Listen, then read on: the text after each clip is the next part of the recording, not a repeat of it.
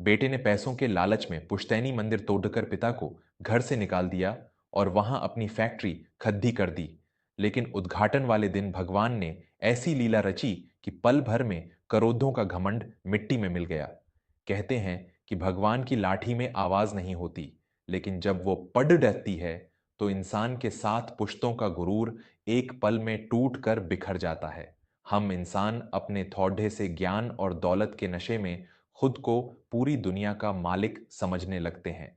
हम भूल जाते हैं कि जिस जमीन पर हम अपने अहंकार के महल खड़े कर रहे हैं, उस जमीन को पलटने में ईश्वर को एक क्षण भी नहीं लगता। आज की यह कहानी कोई साधारण पारिवारिक किस्सा नहीं है। यह आस्था, अहंकार और भगवान की एक ऐसी अद्भुत लीला की दास्तान है जिसे सुनकर आपके रोंगटे खड़े हो जाएंगे और ईश्वर के न्याय पर आपका विश्वास 100 गुना बढ़ जाएगा। माधवपुर नाम के एक बहुत ही शांत और हरे भरे गांव में गजानन जी रहा करते थे। गजानन जी का पूरा जीवन भगवान की भक्ति और सादगी में बीता था। उनके पास गांव के बीचों बीच एक बहुत बड़ी पुश्तैनी जमीन थी।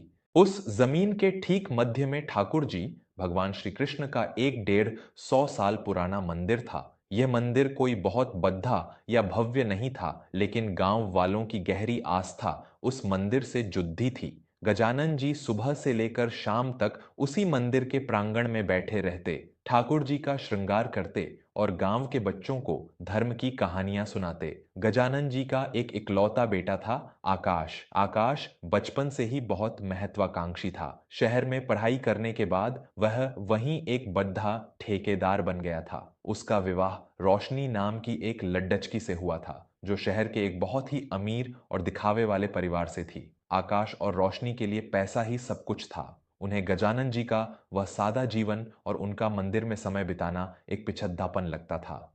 एक दिन आकाश और रोशनी गांव आए। आकाश की नजर अपने पिता की उस विशाल पुश्तैनी जमीन पर थी।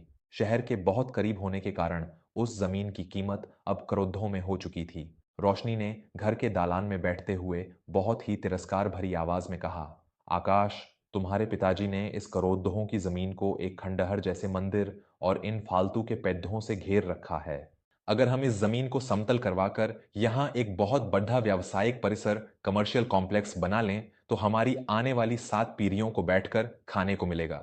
आकाश की आंखों में भी लालच की चमक आ गई। उसने तुरंत अपने पिता गजानन जी के पास जाकर बात की। पिताजी, अब आप बूढ़े हो गए हैं। मैं चाहता हूं कि आप शहर चलकर हमारे साथ रहें। मैंने इस जमीन पर एक बहुत बड़ी परियोजना बनाने का फैसला किया है। कल शहर से कुछ बड़े व्यापारी आ रहे हैं। मैं इस जमीन का सौदा करने वाला हूं। हमें इस मंदिर को यहां से हटाना होगा। गजानन जी के हाथ से पूजा की थाली छूटते छूटते बची। उनके चेहरे पर पीड़ा और आश्चर्य के भाव थे। उन्होंने कांपते हुए स्वर में कहा, यह तू क्या कह रहा है बेटा? यह जमीन हमारी है, लेकिन यह मंदिर मेरे ठाकुर जी का है। हमारे पूर्वजों ने इस मंदिर की स्थापना की थी। पूरा गांव यहाँ शीश झुकाता है। तुम चंद कागज के टुकड़ों के लिए भगवान का घर कैसे उजाड़ सकते हो? आकाश ने झल्लाते हुए कहा, भगवान हर जगह हैं पिताजी। आप इस पत्थर की मूर्ति को किसी और छोटे मंदिर में रखवा दीजिए। मैं इस जमीन पर एक इमारत खड़ी करूंगा जिससे करोड़ों का मुनाफा होगा। आपका यह ठाकुर जी हमें रोटी नहीं देगा। गजानन जी ने स्पष्ट शब्दों में मना कर दिया।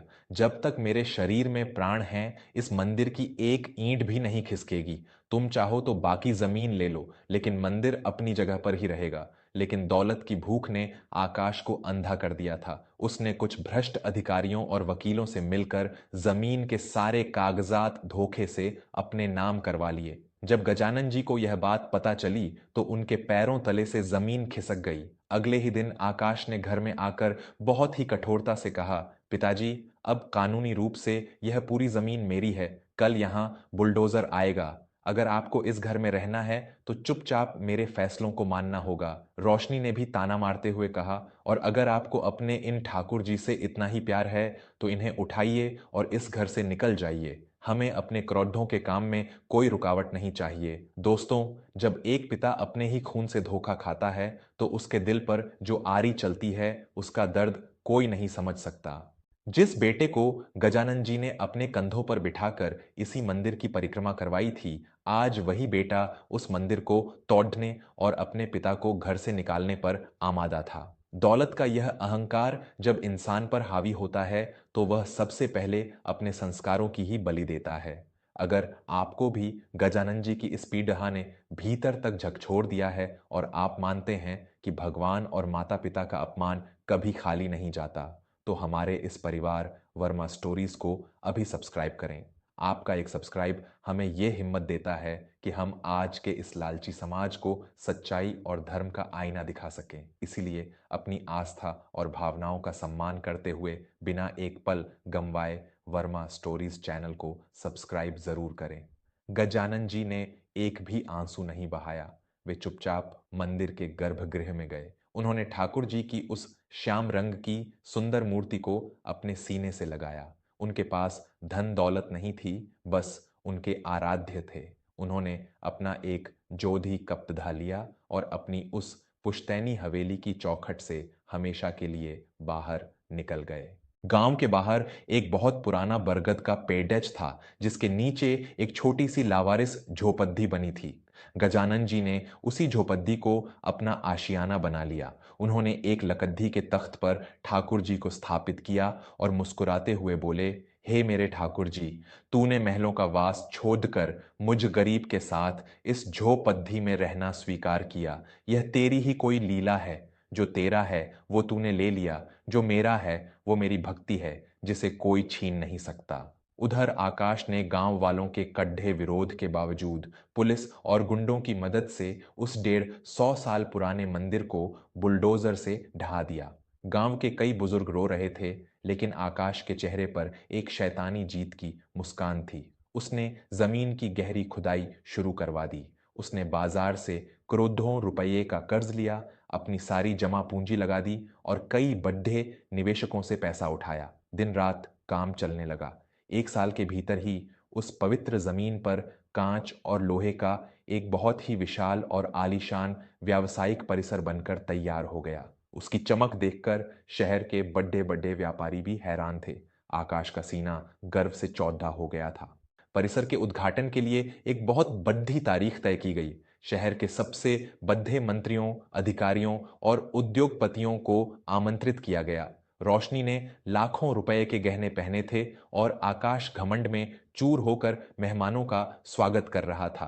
पूरे परिसर को विदेशी फूलों और महंगी रोशनियों से सजाया गया था। ठीक उसी समय गांव के बाहर उस छोटी सी झोपड़ी में गजानन जी अपने ठाकुर जी के सामने आंखें बंद किए कीर्तन कर रहे थे। उनके चेहरे पर एक असीम शांति थी। उद्घाटन का समय आ गया। मुख्य अतिथि ने आकर फीता काटने के लिए कैंची हाथ में ली। आकाश और रोशनी तालियां बजाने के लिए तैयार खड़ीले थे। मीडिया के कैमरे चमक रहे थे। लेकिन जैसे ही फीता कटा, एक बहुत ही अजीब और भयानक घटना घटी। अचानक पूरी इमारत की जमीन के नीचे से गड़गड़ाहट की एक बहुत तेज आवाज आई। ऐसा लगा जैसे कोई छोटा सा भूकंप आ गया हो। लोग घबराकर पीछे हटे। इससे पहले कि कोई कुछ समझ पाता, उस परिसर के ठीक बीचों बीच वाले हिस्से में, जहां पहले ठाकुर जी का गर्भगृह हुआ करता था, वहां के महंगे इतालवी संगमरमर इटालियन मार्बल के फर्श में एक बहुत बड़ी दरार पड्डी एच गई। दरार के फटते ही जमीन के अंदर से पानी की एक अत्यंत विशाल और शक्तिशाली जलधारा किसी ज्वालामुखी की तरह फूट पड़ी।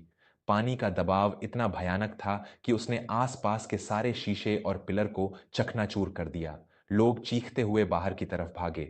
आकाश के पैरों तले से जमीन खिसक गई। वह हकलाते हुए चिल्लाया, ये क्या हो रहा है? पानी कहां से आ रहा है? दोस्तों, भगवान जब अपने होने का प्रमाण देते हैं तो विज्ञान और इंसान की सारी चालाकियां धरी की धरी रह जाती हैं। जो लोग सोचते हैं कि वे भगवान के घर को उजाड़ कर अपने लिए स्वर्ग बना लेंगे, उन्हें यह नहीं पता होता कि प्रकृति के पास ऐसा प्रहार है जिसकी कोई काट नहीं होती। गजानन जी का विश्वास और ठाकुर जी की यह अद्भुत लीला अगर आपके भी रोंगटे खड्डे कर रही है, तो वर्मा स्टोरीज से जुड़ कर हमारा हौसला बढ़ाएं। चैनल को अभी सब्सक्राइब करें ताकि धर्म की जीत और अहंकार की हार की ये सच्ची कहानियां हर उस घर तक पहुंचें जहां लोग दौलत के नशे में अपनों को भूल चुके हैं। आपका एक क्लिक हमारी बहुत बड़ी ताकत है। कृपया वर्मा स्टोरीज चैनल को सब्सक्राइब जरूर करें। पानी का बहाव रुकने का नाम ही नहीं ले रहा था। कुछ ही पलों में उस क्रोधों की लागत से बने परिसर की निचली मंजिल पूरी तरह जलमग्न हो गई। पानी के भयंकर दबाव के कारण इमारत की मुख्य नींव खिसक गई और वह कांच का विशाल महल एक तरफ बुरी तरह झुक गया। कुछ घंटों बाद शहर के सबसे बड़े भूविज्ञानी, जियोलॉजिस्ट और वास्तुकार वहां पहुंचे। उन्होंने जांच करने के बाद जो बताया उसे सुनकर आकाश की रूह कांप गई। विशेषज्ञ ने अपनी रिपोर्ट में कहा, आकाश जी, आपने बिना सही जांच किए इस जमीन पर इतनी भारी और गहरी खुदाई कर दी। इस जमीन के ठीक नीचे एक बहुत बड़ा और प्राचीन प्राकृतिक जल स्रोत एक्वीफर था। वो पुराना मंदिर बहुत हल्का और सतह पर बना था, इसलिए वह सुरक्षित था। लेकिन आपकी इस इमारत के हजारों टन वजन और गहरी नींव ने उस जलस्रोत की नस को फाड़ दाच दिया है। अब यह पानी कभी नहीं रुकेगा। आपकी यह पूरी इमारत धंस रही है और यह किसी भी पल गिर सकती है। सरकार ने इसे तुरंत खाली करने और गिराने का आदेश दे दिया है। आकाश वहीं घुटनों के बल पानी और कीचडाचे में गिर पड़ा। रोशनी भी अपना सिर पकड़ ढाक कर जोर जोर से रोने लगी। जिन निवेशकों और बैंकों ने आकाश को करोड़ों का कर्ज दिया था, उन्होंने तुरंत अपने पैसे वापस मांगने शुरू कर दिए। रातों रात आकाश का वो घमंड, वो करोड़ों का साम्राज्य और उसकी वो झूठी शान उस पानी में बहकर हमेशा के लिए खाक हो गई। वह पूरी तरह से दिवालिया हो गया। उसका अपना शहर वाला घर भी बैंकों ने जब्त कर लिया। जो आकाश एक दिन पहले करोड़पति था, आज वह अपनी पत्नी के साथ सड़क पर भिखारी बन चुका था। कई दिनों तक दर दर की ठोकरें खाने के बाद भूख और पश्चाताप से टूटे हुए आकाश और रोशनी को अपने पिता गजानन जी की याद आई। वे दोनों रोते हुए और फटे हुए कपडिड्ढों में गांव के बाहर उस बरगद के पेड़िएच के नीचे पहुंचे। गजानन जी अपनी उसी झोपड़िद्धि के बाहर बैठे ठाकुर जी को निहार रहे थे। आकाश भागकर अपने पिता के पैरों में गिर पड़ा। वह दहाड़े मारकर रोने लगा। मुझे क्षमा कर दीजिए पिताजी, मैं दौलत के लालच में पूरी तरह अंधा हो गया था। मैंने भगवान का घर उजाड़ा, मैंने आपको रुलाया। आज भगवान ने मेरी पूरी दुनिया उजाड़ दे दी। मेरे पास कुछ नहीं बचा पिताजी, मैं पूरी तरह बर्बाद हो गया। रोशनी भी हाथ जोड़कर आंसुओं से रो रही थी। गजानन जी ने अपने बेटे को जमीन से उठाया। एक पिता का दिल कभी कठोर नहीं हो सकता। उन्होंने आकाश के सिर पर हाथ फेरा, लेकिन उनके शब्दों में एक ऐसा सत्य था जिसने आकाश की आत्मा को भेद दिया। गजानन जी ने बहुत ही शांत स्वर में कहा, बेटा, मैंने तुझे श्राप नहीं दिया था और न ही ठाकुर जी किसी का बुरा करते हैं। यह तो सिर्फ कर्मों का फल है। मैंने तुझे उस दिन भी समझाया था कि जो इमारत भगवान के घर और एक पिता के दिल को तोड़ ढाक कर बनाई जाए, उसकी नींव कभी टिक नहीं सकती। दौलत और सत्ता इंसान को कुछ पल का अंधापन दे सकती है, लेकिन जब ईश्वर का न्याय होता है तो वह उसी दौलत को सबसे बड़ा बोझ बना देता है। तूने भगवान की लीला को चुनौती दी थी, आज तूने उसका परिणाम देख लिया। आकाश को अपनी गलती का पूरा एहसास हो चुका था। उसने संकल्प लिया कि वह अब दौलत के पीछे नहीं भागेगा। गांव वालों ने देखा कि जिस जगह पर पानी का वो फव्वारा फूटा था, वहां धीरे धीरे एक बहुत ही स्वच्छ और सुंदर प्राकृतिक सरोवर, तालाब बन गया। गांव वालों ने उस सरोवर के किनारे गजानन जी और उनके ठाकुर जी के लिए एक बहुत ही सुंदर सा नया मंदिर बना दिया। आकाश उसी मंदिर के बाहर मजदूरी करता, अपने पिता की सेवा करता और अपने पापों का प्रायश्चित करता। दोस्तों, भगवान की लीला सच में अपरंपार है। हम जो भी कर्म करते हैं उसका हिसाब हमें इसी जन्म में देना पड़ेयचता है। माता पिता का दिल दुखाकर और धर्म का मजाक उड़ाकर कोई भी इंसान कभी सुखी नहीं रह सकता। अगर ईश्वर की इस अद्भुत लीला और गजानन जी के निस्वार्थ प्रेम ने आपके जीवन में एक नया प्रकाश भरा है, तो वर्मा स्टोरीज को अभी सब्सक्राइब करें। इस कहानी को अपने दोस्तों और परिवार के साथ इतना शेयर करें कि हर कोई ईश्वर की ताकत और माता पिता के सम्मान को समझ सके। कमेंट में जय श्री कृष्णा या हर हर महादेव जरूर लिखें और बताएं कि क्या आपने भी कभी भगवान की ऐसी लीला को महसूस किया है। जीवन की ऐसी ही सच्ची और आंखें खोल देने वाली कहानियों से जुड़े रहने के लिए वर्मा स्टोरीज चैनल को सब्सक्राइब करना बिल्कुल न भूलें। धन्यवाद।